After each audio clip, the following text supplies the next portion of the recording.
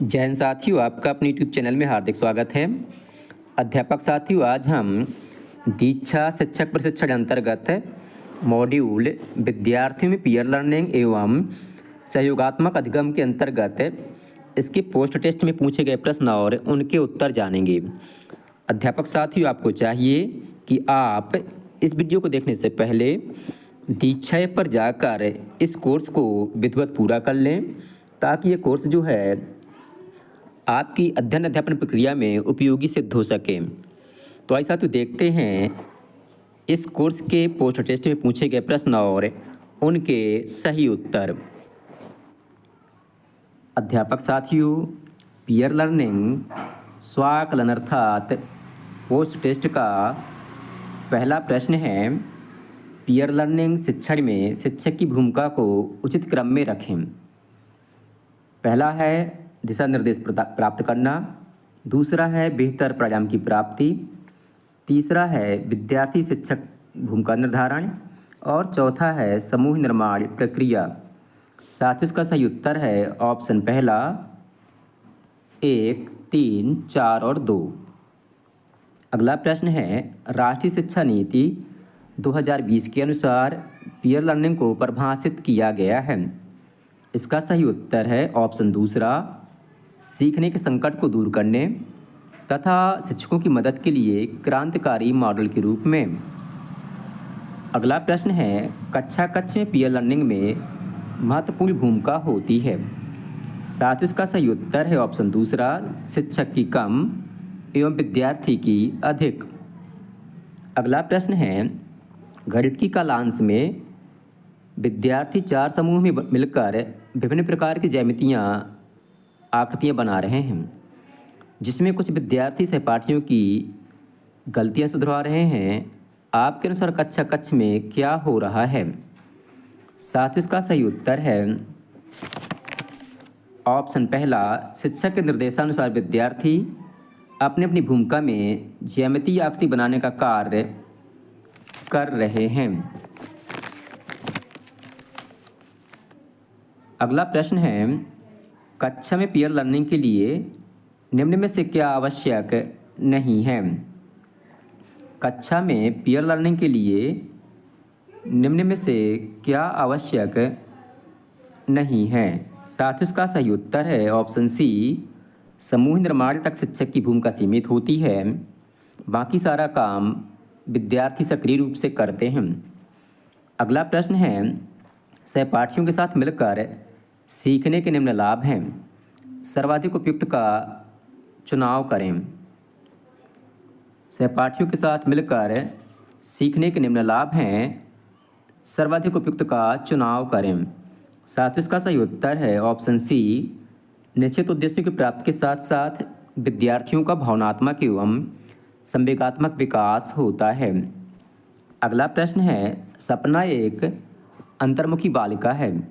वह हमेशा अपने शिक्षक से प्रश्न पूछने से हिचकती थी, परंतु जब से शिक्षक ने पीयर लर्निंग के माध्यम से कक्षा में पढ़ाना शुरू किया है, तब से सपना शिक्षक से प्रश्न पूछने में हिचकती नहीं है और साथ ही उसे जिन प्रश्नों के उत्तर आते हैं उनका उत्तर वह तुरंत दे देती है। इस अध्ययन के माध्यम से सपना में कौन सा कौशल विकसित हुआ है? साथ ही इसका सही उत्तर है ऑप्शन पहला, संप्रेषण कौशल। अगला प्रश्न है, समूह में पीयर लर्निंग किस आधार पर होना चाहिए? इसका सही उत्तर है ऑप्शन पहला, विद्यार्थी की रुचि एवं अधिगम के स्तर के आधार पर। अगला प्रश्न है, आप विद्यार्थियों में पीयर लर्निंग के माध्यम से क्या विकसित करना चाहते हैं? साथ ही इसका सही उत्तर है ऑप्शन दूसरा, विद्यार्थियों को प्रोत्साहित करना। अगला प्रश्न है, प्रोजेक्ट आधारित शिक्षण विधा के लिए सर्वाधिक उपयुक्त बिंदु चिन्हित करें। प्रोजेक्ट आधारित शिक्षण विधा के लिए सर्वाधिक उपयुक्त बिंदु चिन्हित करें।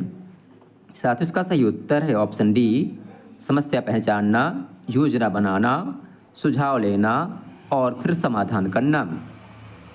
अगला प्रश्न है, पीयर लर्निंग के माध्यम से विद्यार्थियों के विकास के लिए शिक्षक की मार्गदर्शक के रूप में भूमिका होगी। साथियों इसका सही उत्तर है ऑप्शन डी उपरोक्त सभी। अगला प्रश्न है अक्षर मिक्सअप का उपयोग किस प्रकार के बच्चों की रचनात्मकता को बढ़ाने के लिए किया जा सकता है। अक्षर मिक्सअप का उपयोग किस प्रकार की बच्चों की रचनात्मकता को बढ़ाने के लिए किया जा सकता है। साथियों इसका सही उत्तर है बच्चों को अक्षरों से नए नए शब्द बनाने के लिए प्रेरित करना। अगला प्रश्न है पीयर लर्निंग का सर्वाधिक योगदान है। इसका सही उत्तर है ऑप्शन डी कक्षा में भयमुक्त वातावरण के साथ ही सभी विद्यार्थियों में संवेगात्मक विकास एवं आनंददायी वातावरण का निर्माण होता है।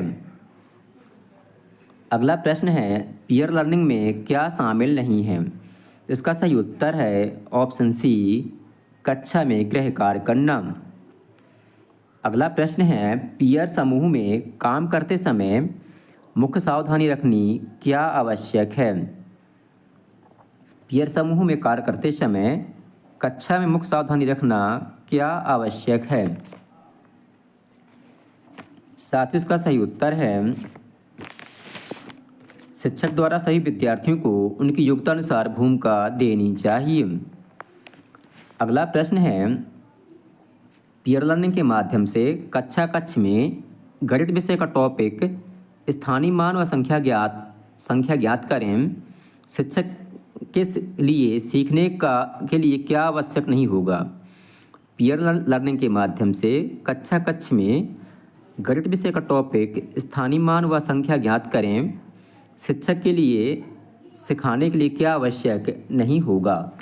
साथ इसका सही उत्तर है ऑप्शन तीसरा तीलियों से घन की आकृति बनाना, क्योंकि यही आज की प्रतियोगिता का विषय है।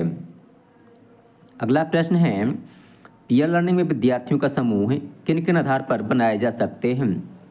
साथ इसका सही उत्तर है ऑप्शन डी उपरोक्त सभी, अर्थात विद्यार्थियों की रुचि के आधार पर, विद्यार्थियों के अध्ययन स्तर के आधार पर और विद्यार्थियों के गतिविधि के आधार पर। अगला प्रश्न है पीयर लर्निंग एक सीखने की रणनीति है जो ज्ञान प्राप्त करने के लिए टीम वर्क और सहयोग की सुविधा प्रदान करती है। इस विचार से आप कितना सहमत हैं। इसका सही उत्तर है ऑप्शन पहला पूर्ण। अगला प्रश्न है पीयर लर्निंग में विद्यार्थियों का समूह किन किन आधार पर बनाए जा सकते हैं। तो साथ इसका सही उत्तर है ऑप्शन डी उपयुक्त सभी।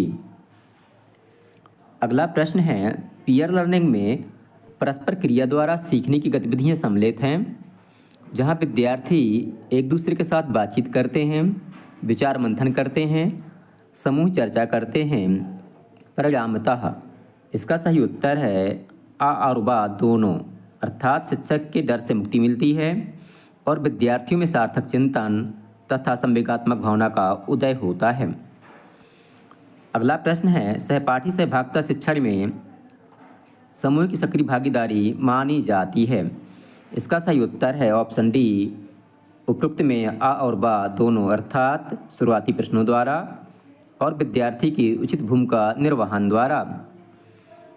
अगला प्रश्न है कक्षा 4 में पर्यावरण अध्ययन में शिक्षक द्वारा आज बच्चों को पेड़ के विभिन्न भागों को समझाने से संबंधित है, जिसे शिक्षक ने विद्यार्थियों को समझाया। कुछ बच्चों ने बेहतर तरीके से, किंतु कुछ बच्चों को बिल्कुल भी समझ में नहीं आया। इसके लिए शिक्षक क्या करेगा। इसका सही उत्तर है ऑप्शन दूसरा समूह बनाकर जिन विद्यार्थियों को अच्छी समझ में आया है उनसे समझाने के लिए कहेगा। साथ इस प्रकार से हमने जो है इस मॉड्यूल में पूछे गए 22 प्रश्नों के उत्तर दिए हैं और इसके बाद हम सबमिट बटन पर क्लिक करते हैं। जैसे हम यहाँ पर क्लिक करेंगे तो हमारे द्वारा सही किए गए उत्तरों की संख्या सामने आ जाएगी। साथियों आपने देखा कि हमें 22 में से 22 अंक प्राप्त हुए हैं। तो अध्यापक साथियों आपको वीडियो पसंद आया तो वीडियो को लाइक करें, अपने दोस्तों के साथ शेयर करें और हमारे चैनल को सब्सक्राइब करना तो बिल्कुल भी न भूलें। धन्यवाद।